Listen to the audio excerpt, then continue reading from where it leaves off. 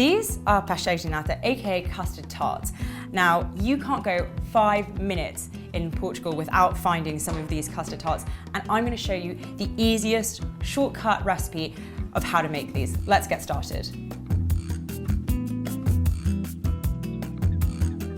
So we're going to start off by making our custard for our pastel de nata.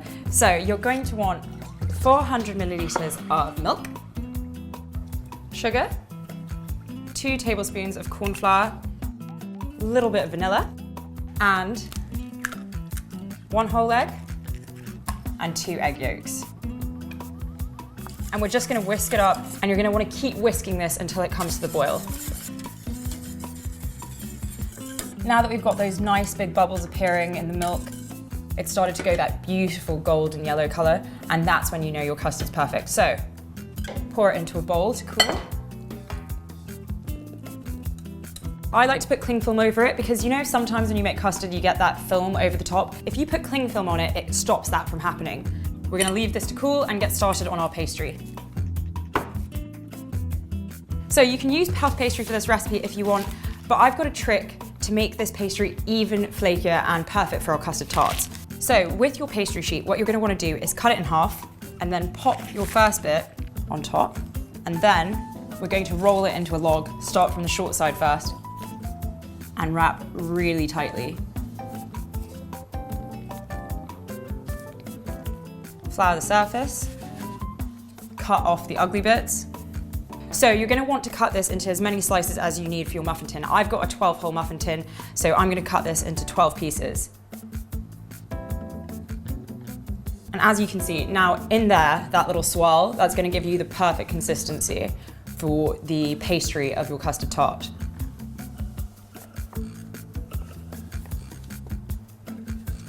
What we're going to want to do is flatten these out and cut them so they're the perfect size for our muffin tin. So that looks the right size, and you can use a cookie cutter or a glass from your kitchen.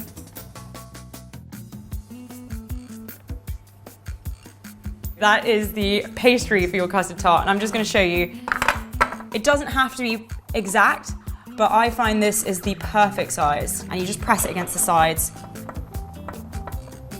So I'm just going to do the same exact thing with the rest of them.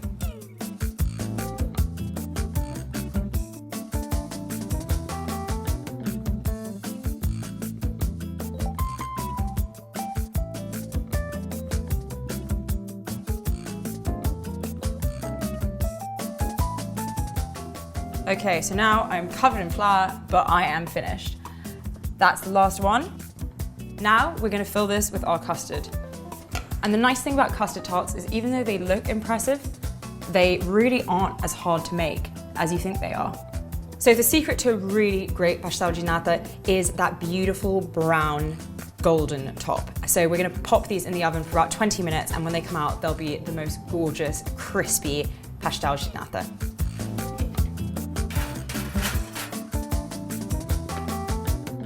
These have just come out the oven. They're nice and hot. So we're going to pop them onto our cooling rack. How great do these look? I love putting them in there just long enough that you get those charred edges. And that's what really makes a pastel de nata tasty, is that beautiful rustic quality you get.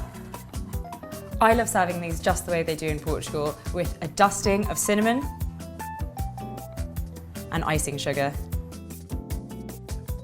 So there you have it. You've got that beautiful flaky pastry, you've got the rich custard, and it really helps to make your own custard, as that's what makes these so rich and beautifully moist. And you can have a 200-year-old recipe in your kitchen in minutes. You've got to try these out.